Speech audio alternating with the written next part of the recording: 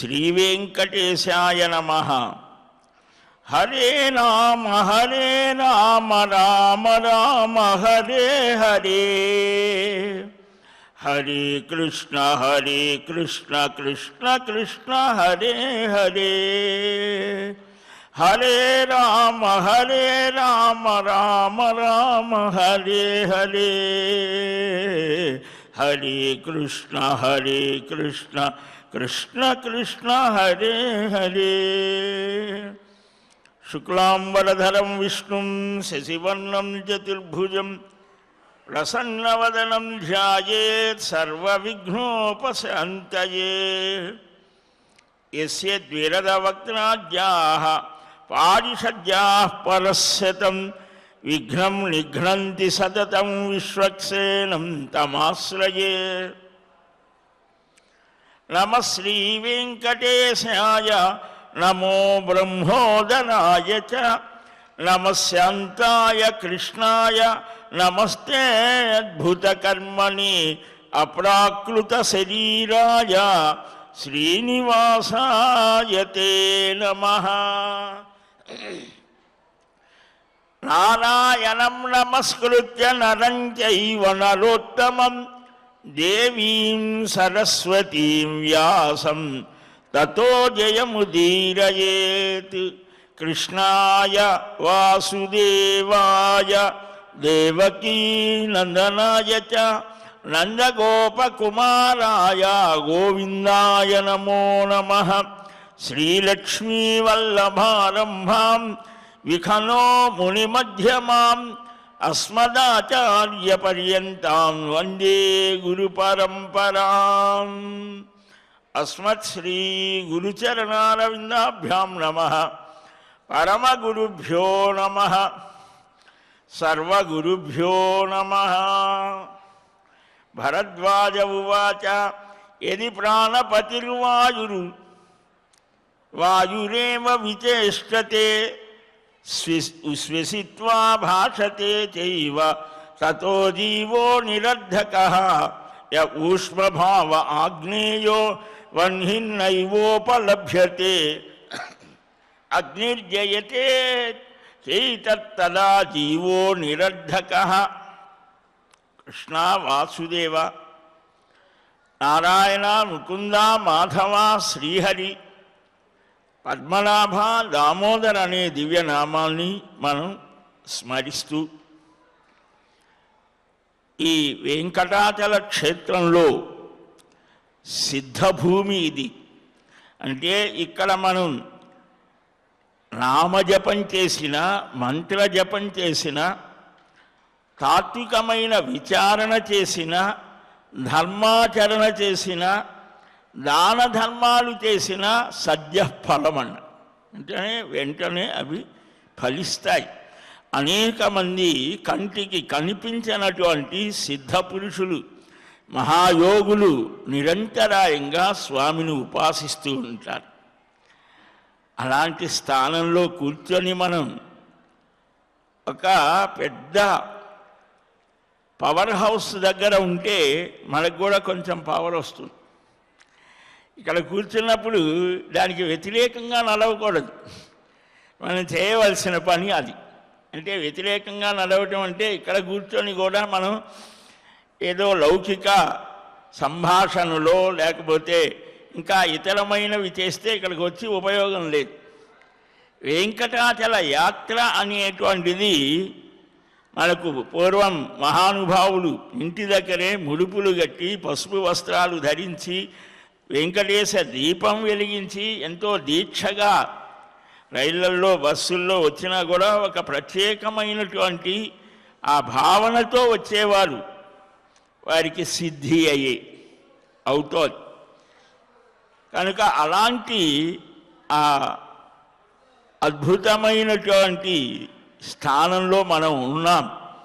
దాన్ని మనం సద్వినియోగం చేసుకునే ప్రయత్నం చేయటానికే తిరుమల తిరుపతి దేవస్థానములు ఈ అద్భుతమైన నాద నీరాజన వేదిక మీద ఉదయాత్పూర్వమే ఈ ఉషోదయ వేళలో సూర్యకిరణాలు ఆనంద నిలయాన్ని స్పృశించడానికి ముందుగానే మనం అంతా ఇక్కడ చేరి స్వామివారి యొక్క దివ్య వైభవాన్ని స్మరిస్తుకునేటువంటి మహద్భాగ్యం కలుగుతుంది. దానికి పూర్వమే మనకు ఆయన సుప్రభాతంతో ఆరంభమవుతోంది. ఆ బ్రహ్మముహూర్త వేళ 3 గంటల నుంచే ఆయన సిద్ధంగా ఉంటారు మన కోసం. అలాంటి సమయంలో మనం ఈ నారద పురాణం ప్రహ్లాద నారద పరాశర పుండరీక వ్యాసాంబరీష సుఖ శౌనక భీష్మదాల్భ్యాన్ నిద్ర లేవగానే వీళ్ళందరినీ మనం స్మరించాలట. అయోధ్య, మధుర, మాయా, కాశీ, కాంచీ, అవంతిక ఇలాగా ఈ మోక్ష నగరాలను, పతివ్రతలను, మహాపురుషులను, మహాభాగవతోత్తములను ఇలాగ మనం స్మరిస్తే వీరంతా భగవంతుడికి ప్రియమైనటువంటి వారు. కాబట్టి ఆయన దృష్టి మన మీద కూడా పడుతుంది. అందుకనే అన్నమయ్య పదాలు కానీ, రామదాసు కీర్తనలు కానీ, త్యాగజావి కానీ, పురందరదాసు ఏవైనా పరమ భాగవతోత్తముల యొక్క పదాలని సారంగపాణి మనకు ఇక్కడ కృష్ణ భగవాను స్తుతించినటువంటి వాడు కార్వేటి నగరం. ఇలాగ వీరందరి యొక్క ఆ కీర్తనల్ని మనకు రాగతాళాలు తెలియకపోయినా స్మరిస్తే అవి భగవత్ ప్రీతిని కలిగిస్తాయి. అలాగనే సాక్షాత్తుగా భగవానుడు వ్యాసావతారాన్ని ధరించి సమస్త మానవ జాతికి ధర్మోపదేశం చేశాడు. వేదంలో ఉన్నటువంటి ఎంతో ప్రాచీనమైనటువంటిది ఆ భాష కాబట్టి దాన్ని వివరించడానికి పురాణాలు వచ్చాయి. వేద అందుకనే అన్నిటికీ కూడా వేదస్థానం ఇచ్చారు. వేద ప్రాచేతసాదాసీత్ సాక్షాత్ రామాయణాత్మన. రామాయణం చూస్తే భారతం పంచమో వేద నిగమకల్పతరోర్గలితం ఫలం సుఖముఖాత్ అమృతద్రవ సంయుతం భాగవతం. కాబట్టి వేదం నుంచే తన్మూలకమైనటువంటి పురాణ వాన్మయం వచ్చి నిత్యమైన వేదంలో అనిత్యమైనటువంటి వ్యక్తుల యొక్క కథాంశాలు కూడా కనిపిస్తాయి. ఎలాగయ్యా? అవాంతర కథలు కథాపరంగా కనిపిస్తాయి. కానీ వాటి తాత్పర్యం ఆలోచిస్తే వేద కథలన్నీ విద్యాపరమే, అంటే జ్ఞానపరమే. వేదం అంటేనే జ్ఞానం.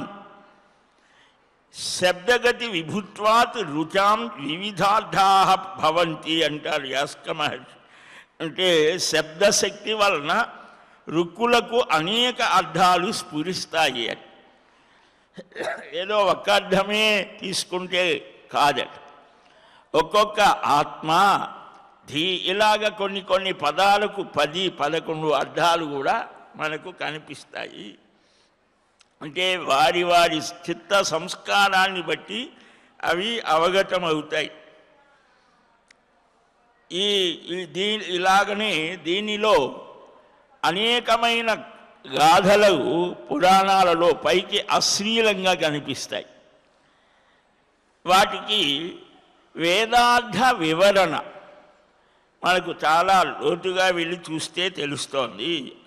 ఆదిత్యోత్ర జార ఉచ్యతే రాత్రేర్జయిత అని అహల్యా విషయంలో రామాయణంలో అది సూర్యుని గురించి చెప్తోంది అన్నారు నిరుక్తకారుడు. అహల్య అంటే రాత్రి, ఆ రాత్రిని కరగించేవాడు సూర్యుడు.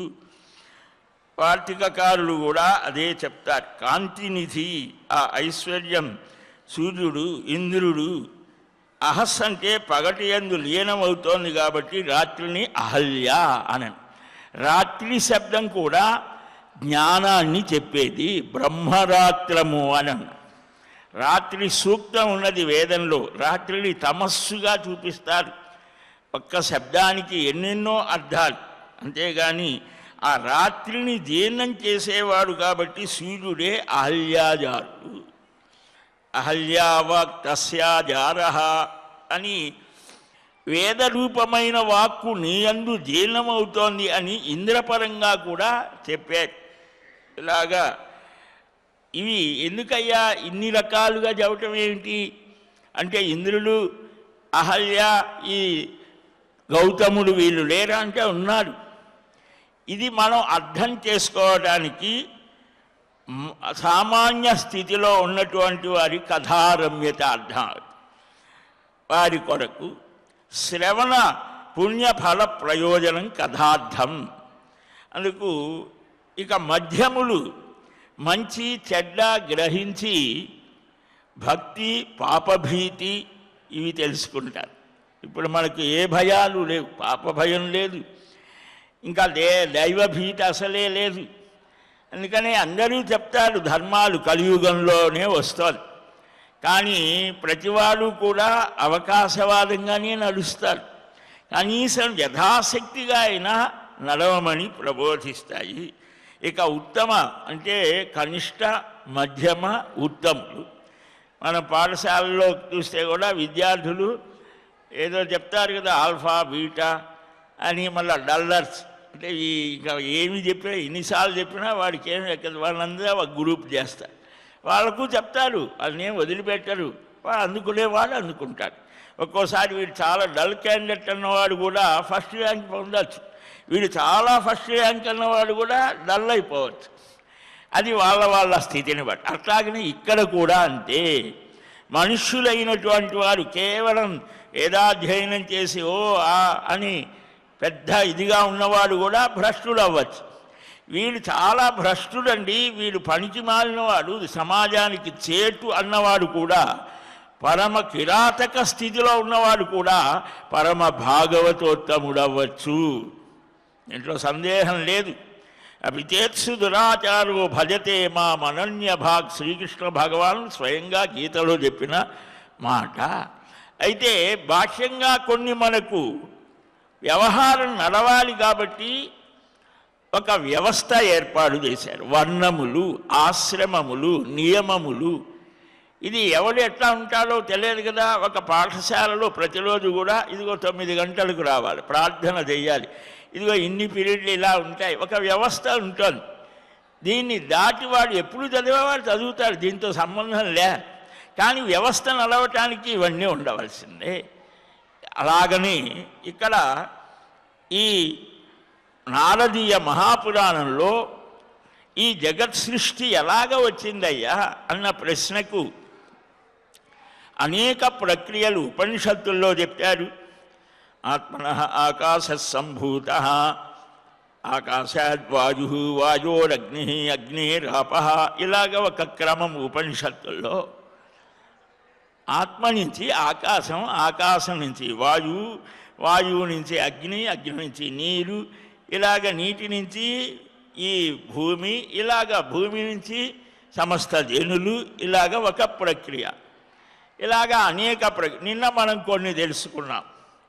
ఈ సృష్టి ఎలాగ వచ్చింది, ప్రతివాడికి రావాల్సిన ప్రశ్న అన్నాం కదా, దాన్ని అనేక రకాలుగా చెప్పడం జరుగుతుంది. ఈ శరీరం పాంచభౌతికమని, ఈ పాంచభౌతికంలో ఏ స్థితులు, మనస్సు, బుద్ధి, అహంకారం, ఇవి ఎలాగా ఉంటాయి, ఈ వృక్షాలు కూడా ఉంటాయి, ఈ స్పందనలు ఉంటాయి అని నిన్న చెప్పారు.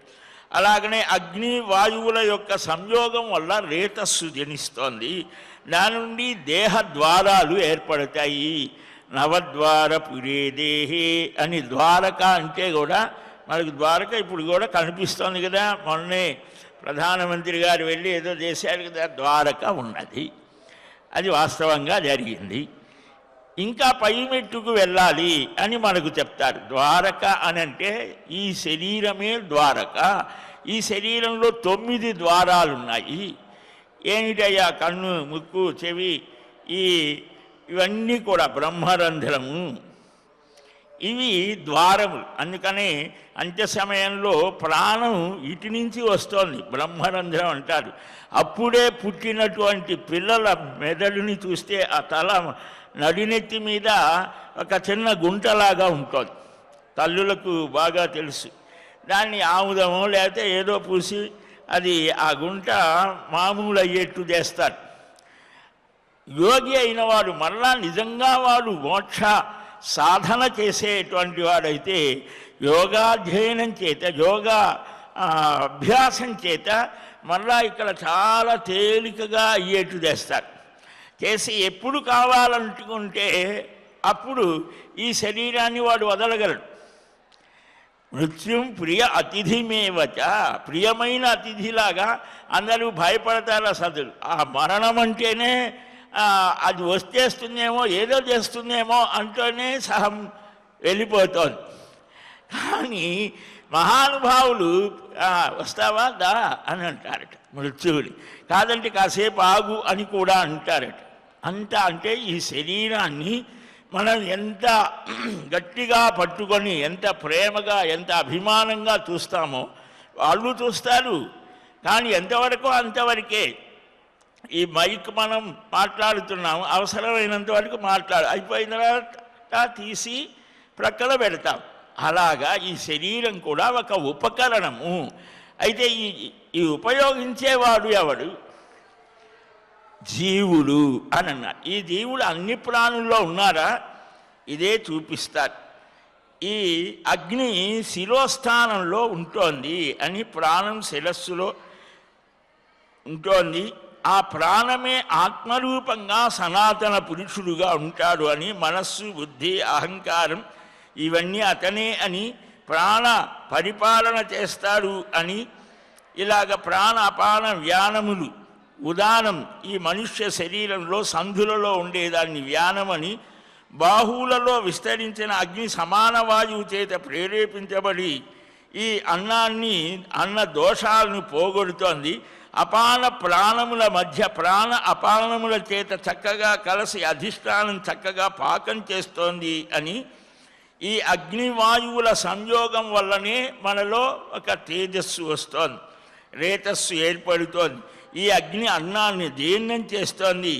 ఇలాగా నాభి పైస్థానంలో ఆమాశయం ఉంటోంది అని, నాడులు ఉన్నాయి, 72,000 నాడులు మన శరీరంలో ఉన్నాయని యోగులు చెప్తారు. వాటిల్లో సుషుమ్న చాలా ప్రధానమైనది. ఇడ పింగళ మధ్య సుషుమ్న. దానికి యోగశాస్త్రంలో అదే ప్రయాగ అని, గంగా యమున అంతర్గతంగా సరస్వతి ప్రవహిస్తోంది. భాష్యంగా మనకు వెళితే ప్రయాగరాజ్, అక్కడికి వెళ్తే కనిపిస్తుంది. కానీ దాన్ని కూడా భక్తులైనటువంటి వారు రామకృష్ణ గోవింద నామాలే అదే నామప్రయాగ అని వారు భావించారు. యోగులైనటువంటి వారు ఈ ఇడ పింగళ చాలా సూక్ష్మంగా ఉంటుంది. ఈ శరీరంలో అత్యంత సూక్ష్మమైనటువంటి ఆ స్వరూపాన్ని వారు గ్రహిస్తారట.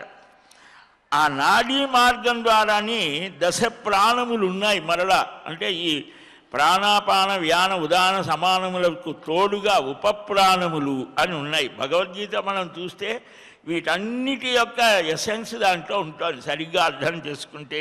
ఈ నాడీ మార్గం ద్వారానే యోగులు పరమపదాన్ని పొందుతారు. వీరు శ్రమ బాధ జయిస్తారు. మనకు నిద్రపోతే సుఖము, శరీరం మళ్ళా చక్కగా పనిచేస్తుంది. కానీ యోగులు యోగ నిద్ర అని అంటారు. అంటే ఆ ధ్యాన స్థితిలోకి వెళితే 1000 ఏనుగుల బలం వస్తుంది. వారు ఆహారంతో నిద్రతో కూడా వారికి పని లేదు. మనకు కావాలి, మనకు యోగం లేదు కదా, రోగమే ఉన్నది. కనుక త్యాగమైనా ఉండాలి. ఈ మహానుభావులు సర్వ ప్రాణులలో నియమంగా ఉండే అగ్ని ప్రాణ అపానాదులలో ఈ స్థాళి అని అంటారు, కుంపటి లాంటిది. దాంట్లో ఉన్నటువంటి పదార్థంలాగా చక్కగా నిలిచి ప్రవహిస్తూ పెరుగుతూ దేహిని చేష్టలు చేసేట్లుగా, కదిలేట్లుగా చేస్తోంది అనంటే భరద్వాజ మహర్షి అడుగుతాడు. అంటే ఈ ప్రపంచం ఎలాగా, సృష్టి ఎలాగా, ఈ దేహి ఎలాగా, దీని గురించి అడిగితే నారద మహర్షి అడిగితే సనక మహర్షి అంతకుముందు జరిగినటువంటి భృగు భరద్వాజ సంవాదాన్ని చెప్తాడు. ఇక్కడ భరద్వాజ మహర్షి అడుగుతూ ఉంటాడు. మహర్షులు జ్ఞానోపాసకులు పరమాత్మ తత్వాన్ని ఎన్ని కోణాల్లో చర్చిస్తారో, ఎవరి దగ్గర ఏ జ్ఞానం ఉంటే అది స్వీకరిస్తారు. మళ్ళా తమను అడిగే వారికి చెప్తారు. 2 ఆదానము ప్రదానం ఉండాలి. అది అందువలనే తరతరాలుగా నిరంతరం మన సనాతన ధర్మం ఇంకొకరికి చెప్పకుండానే ఆ ఇంట్లో తల్లిదండ్రుల ద్వారా, గురువుల ద్వారా, మహాత్ముల ద్వారా అందుతూ మనదాకా వచ్చింది. ఇలాగ వచ్చినటువంటి ఈ జ్ఞాన ప్రసారం మళ్ళా తర్వాత తరాల వారికి కూడా మనం అందివ్వాలి. అప్పుడే మనం భగవత్ ప్రియులం అవుతాము. ఇదంతేనా తపస్కాయ. అయితే ఎవరికి పడితే వాడికి చెప్పచ్చా? భగవద్గీతలో స్వామి చెప్తాడు, అసూయ లేని వాడికి ఇది చెప్పు, ఈ మంచి దయ కలిగిన హృదయం వాడికి, ఇంద్రియ జయం కలిగిన వాడికి ఇది చెప్పాలి. పూర్వం ఆయుర్వేదంలో ఏదైనా వాడు మందు ఇస్తే ఇది ఈ ఆహారం తినకూడదు, ఈ ఆహారం తీసుకో, ఇన్ని 40 రోజులు ఇది చెయ్యి, చేస్తే అది ఇక మళ్ళా నీకు ఆ రోగం రాదు. ఇప్పుడు మనకు ఇది అక్కర్లేదు, ఈ టాబ్లెట్స్ వేసుకో, ఇంజక్షన్లు పొడిపించుకో, మళ్ళా వచ్చేసేయి, నీ ఇష్టం వచ్చినట్టు తిరిగి. అది చాలా ఈజీగా ఉంది కదా. మనది కూడా అలాంటిదే. ఇవాళ మతం అన్నా, ధర్మం అన్నా, నియమాలన్నా, ఈ నియమాలు ఏంటండి? పొద్దున్నే లేవటం, మాఘమాసం అంటే తన్నీళ్ళు స్నానం, అసలే చలి పుడుతుంటే ఈ తన్నీళ్ళు స్నానాలు ఏమిటి? తలకు చేస్తే జలుబు చేయదా? ఈ దేవుడు ఈ తన్నీళ్ళు స్నానం చేస్తేనే ఆయన ఇష్టపడతాడా? ఇవి మనకు వస్తాయి సందేహాలు, ఎవరితో చెప్పకపోయినా లోపలైనా అనుకుంటాం. ఎందుకని ఈ నియమం అనంటే శరీరము, మనస్సు, ఇంద్రియాలు ఒక పవిత్రమై ఒక గిన్నెని అన్నం వండాలి అనుకుంటే లోపల బయట శుభ్రం, బయట బాగా తలతల మెరిసేట్టు చేసి లోపల అంతా ఉంటే ఏమవుతుంది? చిలుము పట్టిన, ఇప్పుడంటే మనకు స్టీలు వచ్చాయి, అది కలిస్థానం అన్నారు. వెనక ఇత్తడి బిందెలు, ఇత్తడి ఇవి, రాగివి, మట్టివి వాడితే చాలా ఇది. ఇప్పుడు అదే పెద్ద హోదా.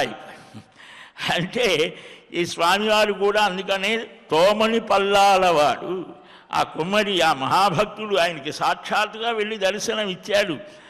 అలాంటి ఆ భక్తితో ఉండేటువంటిది. అలాగే మనకు ఆరోగ్యం కూడా ఏవైతే చెయ్యాలో అవి చేయటం లేదు మనం. అవి అనాగరికత అని వదిలివేస్తున్నాం. చెప్పులతోనే ఆహారం తీసుకుంటున్నాం, తిరుగుతూ తింటున్నాం. వాడు అవి చెప్పలా, తిరుగుతూ తినకూడదు, కాళ్ళు చేతులు కడుక్కోవాలా, కింద కూర్చోవాలా, అంటే శరీరం మోకాళ్ళు వంగుతాయి 100 సంవత్సరాలు బతికినా హాయిగా. ఇప్పుడు అలా కాకుండా కూర్చుంటే ఏమవుతుంది? 30 ఏళ్ళకే కాళ్ళు పట్టుకుపోతాయి. ఆరోగ్యము, ఆధ్యాత్మికము అన్నిటినీ సాధించేట్టుగా ఒక రూపకల్పన చేశారు. కనుక ఇక్కడ పంచభూతాలని కూడా మనం కలుషితం చేసేస్తున్నాం. పొల్యూషన్ అంతా పొల్యూషనే. గాలిని చేస్తున్నాం, నీటిని చేస్తున్నాం. ఇంకా 30-40 ఏళ్ళు అయితే మట్టి కూడా దొరకడం కష్టం అవుతోంది అంటున్నాం. అంటే దాన్ని కూడా పొల్యూషన్ చేస్తాం. ఎంత సహజంగా బ్రతికేదాన్ని వదిలి అసహజంగా బ్రతుకుతూ ఇలాగ అయిపోయింది. మనల్ని మనమే వంచన చేసుకుంటున్నాం. మహర్షుల మార్గంలో అలాగ కాదు. ప్రకృతిలో ఉన్నటువంటి సర్వ ప్రాణుల్లో నువ్వు కూడా ఒకటివి, అంతేగాని నీకేం కొమ్ములేం ప్రత్యేకంగా రాలేదురా. ప్రతి ప్రాణిలో పరమాత్మని చూడమన్నారు. సరే, ఇక్కడ భరద్వాజుడు అంటాడు, వాయువే ప్రాణపతి, ఆయనే చేష్టలు చేస్తే, ఆయనే శ్వాస తీసుకుంటే, మాట్లాడితే మరి జీవుడనే వాడెవడయ్యా? వీడు చేసే పని ఏమిటి? వీడు నిరర్ధకుడేనా? అగ్ని సంబంధమైన వేలి అగ్ని వల్లే కలిగితే ఆహారం శరీరాన్ని జీర్ణం చేసేటువంటి స్థితిలో ఉంటే జీవుడితో ప్రయోజనం ఏంటి? మరణించే ప్రాణికి వాయువుతో సంశ్లేషం కలుగుతుంది. జీవుడు వాయుమయుడు. ఈ ప్రాణికి జీవుడు లభించడం లేదు. కాబట్టి ఎలాగా ఇది? ఈ జీవుడు అనేటువంటి వాడెవడు? ఈ పంచత్వాన్ని, అంటే పంచభూతాలన్నీ వాటి మనం చెప్పుకున్నాం, పంచీకృతం అంటారు. ఈ శరీరంలో ఎన్ని భాగాలు ఎలాగ ఉంటాయి? ఈ భూమి, నీరు, నిప్పు, గాలి, ఆకాశం, అవి ఎంత % ఉంటే ఏది ప్రధానము? దానివల్ల శబ్దం, స్పర్శము, రూపం, రసం, గంధం, ఇంకా వీటన్నిటినీ ఇంకా క్లుప్తం చేసి త్రివృత్కారణం ఉపనిషత్తుల్లో చాలా చక్కగా చెప్తాడు. గర్భోపనిషత్తు అని ఉన్నది. ఈ గర్భంలో ఉన్నప్పుడు మనం అసలు మన బాడీ ఎలాగ తయారైంది వాళ్ళ సైన్స్ చెప్పేది. ఆనాడు మహర్షాదులు చక్కగా ఈ శరీరం ఎలా తయారవుతుంది, జీవుడు ఎలా ప్రవేశిస్తాడు, ఎలాగ వెళ్ళాలి, వెళ్ళిన తర్వాత ఆ గతులు ఎలాగ ఉంటాయి. గరుడ పురాణంలో చాలా ఇదిగా చెప్పాడు. ఈ భక్తి కలిగిన వాడు ఎలాగా, యోగి అయిన వాడు ఎలాగా, జ్ఞాని అయిన వాడు స్థితి ఎలాగా, అందరికీ ఒకటే శరీరం కానీ పని చేయకపోవడం. అది కూడా ఇవాళ ఆధునిక వాళ్ళు చెప్తున్నారు, కళ్ళు తెల్లబడిపోవడం, ఇంకా ఏవో కొన్ని లక్షణాలు, అవన్నీ కూడా మనకు ఉపనిషత్తుల్లోనే చెప్పడం జరిగింది. ఈ మరణించినటువంటి వాడు జీవుడు, మరి శరీరం ఇక్కడే అయిపోతే ఈ జీవుడు అనేవాడు, వాడికి ఏం రూపం లేదా, వాడు ఎలాగా ఏ విధంగా మళ్ళా ఒక చోట చేరి ఎలా వింటాడు, దేన్ని బాధిస్తాడు, దేన్ని వింటాడు, ఏం మాట్లాడుతాడు. ఇక్కడ గోదానం చెయ్యాలని చెప్తారు కదా, భూదానం, దశవిధ దానాలు చెయ్యాలా, అప్పుడు ఆ జీవుడి గమనం చక్కగా సాగుతోంది అని అంటారు కదా. మరి వీడు ఇచ్చేవాడు తీసుకునేవాడు కూడా పోతాడు కదా, ఆ వెళ్ళిన వాడికి ఎలాగ చెందుతాయి, మనకు వచ్చే సందేహాలే ఇవన్నీ అని. ఇవన్నీ మరణించిన వాడు మరలా ఎలాగ వస్తాడు, ఎక్కడికి వెళ్తాడు, ఈ జీవమే తిరుగుతోందని చెప్పారు కదా. మరణించిన వారు వెంటనే నశిస్తూ ఉన్నారు, మళ్ళా తిరిగి వచ్చేది ఎక్కడికి వస్తాడు, పరలోకానికి ఎలా వెళ్తాడు, ఇన్ని ప్రశ్నల మీద ప్రశ్నలు వేశారు. దానికి సనందన మహర్షి సమాధానం చెప్తాడు. భృగు మహర్షి, బ్రహ్మపుత్రుడైన భృగు మహర్షి యొక్క ఆ తేజస్సు చాలా అపారమైనటువంటి బ్రహ్మమానస పుత్రుడు ఆయన. ఆయన సందేహ నివృత్తి చేస్తాడు. ఆయన జీవ ప్రకాశనే అని వేదాంత శాస్త్రం అందుకే పుట్టుకొచ్చింది. ఆ గురువుల దగ్గర గురుముఖత అధ్యయనం చేయాలి శాస్త్రం అనేది. ఏదో పుస్తకాలలాగా చూసేస్తే స్వయం ప్రకటిత జ్ఞానంగా ఉండకూడదు. ఈ దానం చేసిన వాడికి ఎలాగ చెందుతోంది, ఇప్పుడు కూడా మనకు చాలా సందేహమే. ఈ దాన ధర్మాలు చేయడం చేత ఏదో ఒక స్థానంలో మనకు ఇది ఇక్కడి నుంచి శరీరం వదిలిపెట్టిన తర్వాత యాతనా శరీరం అని వస్తోంది అని, ఆ పాప ఆ భాగం ఎక్కువైతే యమధర్మరాజు భటులు తీసుకొని వెళ్తారని, ఇక్కడ వీడు దానం చేసిన దాన్ని బట్టి ఏవైతే దానం చేస్తాడో ఆ వెళ్ళే ప్రయాణంలో మార్గంలో వాడికి అవి లభ్యమవుతాయి. గొడుగులు దానం చేయమన్నారు, చెప్పులు దానం, ఇలాగ చాలా చిన్న చిన్నవే కదా. జలదానం, భూదానం, గోదానం, శయ్యాదానం, ఇలాగా చాలా చెప్పారు. ఇవి ఎలాగా అనంటే తార్కికంగా చాలా విశేషంగా చెప్తారు. దానం చేసిన వాడికి, ఈ కార్యములను చేసేవాడికి, జీవుడికి ప్రాణములు లేవు. ప్రాణి అంటే జీవుడు మరొక దేహంలో ప్రవేశిస్తాడు. కర్మ వల్ల వీడు, ఈ కర్మ అనేది ఎక్కడ ఉన్నా, ఒక 1000 గోవులు ఉన్నాయనుకోండి, ఆ గోవులకి ఒక 2000 దూడలు ఉన్నాయని, ఆవు లేదా దూడ అది ఎక్కడున్నా తన తల్లి దగ్గరికి చేరుతాం. అలాగే తన బిడ్డ దగ్గరకు ఆవు ఎంత దూరంలో ఉన్నా అది గుర్తించగలదు, రాగలదు. అలాగని కర్మ కూడా అది నీవు చేసినది పుణ్యమైన పాపమైన ఆ ఫలం నిన్ను వెతుక్కొని వస్తుంది. ఈ జీవుడు అనేవాడు అంటే నేను తింటున్నాను, వింటున్నాను, చూస్తున్నాను, ఇవి ఏదైతే ఎవడైతే అనుకుంటున్నాడో ఇవి నేను చేస్తున్నానని వాడే జీవుడు. ఇంకా దీని మీద చాలా విశేషాలు వేదాంత శాస్త్రవేత్తలు చెబుతారు. వేదాంతం అంటే ఏదో పనికి ఏ పని చేయకుండా హాయి కూర్చొనేది అని కాదు. మనం ఎలాగ జీవించాలో, ఏ విధంగా నడిస్తే ఆ కర్మ వలయం తప్పించుకోవచ్చో, ఏ విధంగా భగవద్ అనుగ్రహం పొందవచ్చో, మన శరీరాన్ని గురించి, మనస్సుని గురించి, బుద్ధిని గురించి, ఈ అంతఃకరణ ప్రవృత్తులు ఎలాగ ఉండాలో, ఎలాగ ఉంటే ఉత్తమ స్థితి కలుగుతుందో చెప్పేదే. దానివల్ల మనం చేసే పని ఇంకా ఉత్సాహంగా చేస్తాం, ధర్మబద్ధంగా చేస్తాం. చాలా విశేషాలు చూపించారు. కనుక ఈ శరీరం నశించిపోతోంది అనేటువంటి దానికి జీవుడు శరీరాన్ని ఆశ్రయించి ఉండేటువంటి వాడు. ఇక్కడ జీవుడు మరొక దేహంలో ప్రవేశించేటువంటి దానికి ముందుగా ఈ శరీరం నశిస్తోంది. మనకు భాగవతంలో అదే చెప్తాడు. దేవకి వసుదేవులను 8వ గర్భంలో నీకు మృత్యువు ఈ దంపతుల వలన ఉన్నది అని అశరీరవాణి చెబితే వెంటనే ఖడ్గం దూశాడు కంసుడు. అప్పటిదాకా నా చెల్లెలు నా ఇది అని ఎంతో అంటే అన్న బాబాయి కూతురు లాంటిది దేవకీదేవి కంసుడికి, పెదనాన్న కూతురు, అన్నదమ్ముల పిల్లలు అన్నమాట. అయినా సరే ప్రేమతో తానే ఆ రథాన్ని నడపాలని డ్రైవింగ్ సీట్లో కూర్చున్నా. ప్రేమ అభిమానం, ఈ అభిమానాలు ఇవన్నీ కూడా ఎంతవరకు అనేటువంటిది చాలా చిత్రంగా ఉంటుంది. వీడికి ఏదైనా దెబ్బ తగిలిందంటే అమ్మ లేదు, నాన్న లేదు, అన్న లేదు, తమ్ముడు లేదు, అంతా బాగున్నంత వరకే. ఇవి మావాడండి, వాడు మంచి స్థాయిలో ఉంటే మావాడే అండి వాడు అంటాడు. వాడు అక్కడ ఏదైనా కింద పడ్డాడు, వాడు మాకు సంబంధం లేదు బాబు. లోకం యొక్క తీర కనుక ఇవన్నీ కూడా ఇవి ఎంతవరకో అంతవరకే. అన్నీ వదిలివేసేస్తావా? నువ్వు వదలలేవు. వదిలేవాడు వదిలేస్తాడు, వాడు ఎవడు ఆపలేడు. కానీ నీకు అది ఇది ఉండవలసిందే. మానసికంగా అయినా నేను ఒక్కడిని, నాడు ఒంటరిని, నేడు ఒంటరిని, రేపు ఒంటరిని, కృష్ణ నాకెవరు లేరురా కృష్ణ. ఆయనే మన వెంట ఉంటాడట సఖుడు, ఆత్మసమసఖ. మనకు చాలా సామీప్యంలో ఉండి నిరంతరం మన కోసం వచ్చేవాడు పరమాత్మ. నిజమైన సఖుడట ఆయన. నీవే తల్లివి తండ్రివి గురుడవు. ఆ కృష్ణ శతకం చిన్నప్పుడు చదివితే బాగా వస్తుంది. ఆ సర్వస్వం నీవే అనేటువంటి ఆ మాట వరుసకైనా అంటే ఆయన చాలా సంతోషిస్తాడు.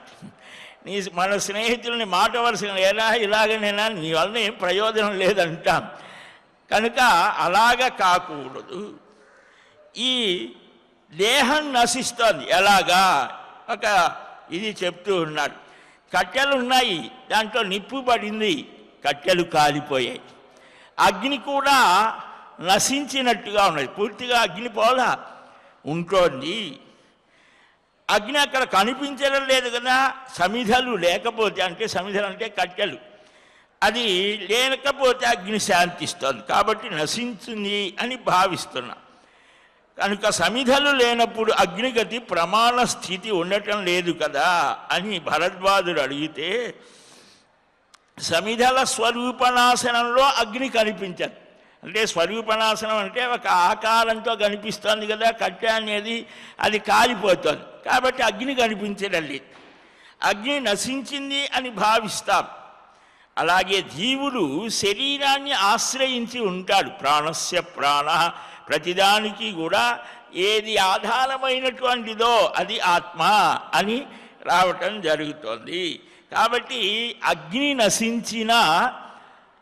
నశించినట్లు కనిపించినా అది నశించేటువంటిది కాదు. సమిధలు లేని అగ్ని శాంతిస్తోంది కాబట్టి నశిస్తుందని భావిస్తున్నాం. గతి ప్రమాణం సంస్థానం కూడా లభించదు అని. ఇది ఆకాశానుగతమైనటువంటిది. ఆ అగ్ని నిరాశ్రయమైనది, సూక్ష్మమైనటువంటిది, జ్యోతిలాగా. అది చాలా సూక్ష్మమైనది అవడం వల్ల జ్యోతిలాగా నశించదు. అగ్ని ప్రాణాలను ధరింపజేస్తోంది. ఆ వాడే జీవుడు, దేవప్రకాశని. వాయు సంధారణమైన అగ్ని ఉచ్ఛ్వాస నిగ్రహం వల్ల నశిస్తుంది. శరీరంలో ఉండే అగ్ని చల్లబడితే దేహం అచేతనం అవుతుంది. అందుకనే మనం పోయిన వాడి కూడా చేయబట్టుకొని చల్లబడింది, అయిపోయిందిరా వీడి పని అని అంటారు. ఆ అచేతనం దేహానికి ఆధార భూమి కాబట్టి వెంటనే వాడు పడిపోతాడు, భూమి మీదనే పడతాడు. ఆకాశము, వాయువు, అగ్ని ఒక్కడే కాబట్టి వాయువగ్నులు భూమిలో ఉంటాయి. ఆకాశం ఉన్న చోట వాయువు ఉంటుంది, వాయువు ఉన్న చోట అగ్ని ఉంటుంది.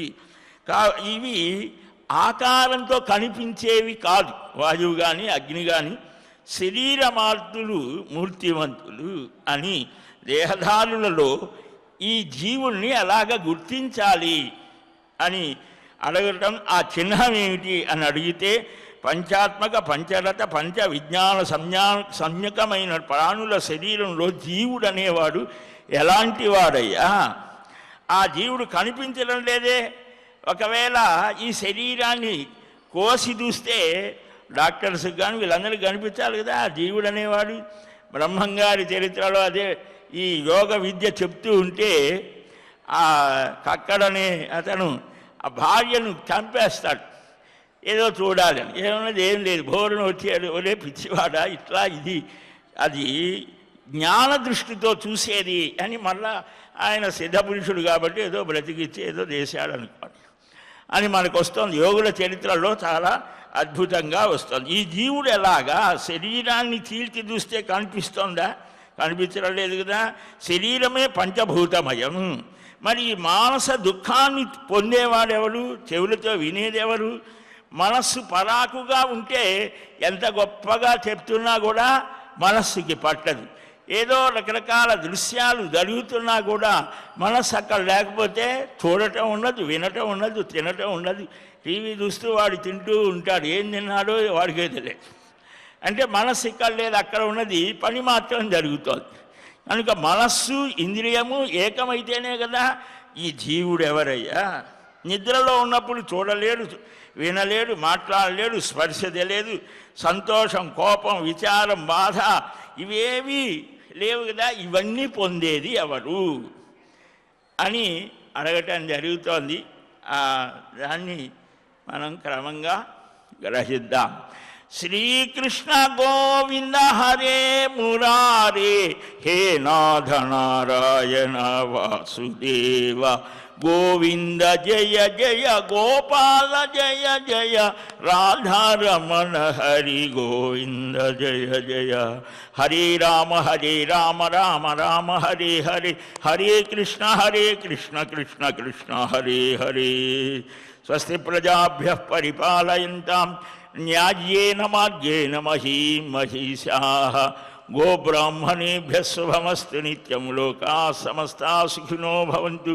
కాలే వర్షతు పర్జన్యः, పృథివీ సస్యశాలినీ, దేశోऽयं క్షోభరహితో. బ్రాహ్మణాः సంతు నిర్భయాः. శ్రియః కాంతాయ కళ్యాణనిధయే నిధయేర్థినాం. శ్రీవేంకటనివాసాయ శ్రీనివాసాయ మంగళం. బలం విష్ణోః ప్రవర్ధతాం. ఏడుకొండలవాడ వెంకటరమణ గోవింద గోవింద గోవింద గోవింద.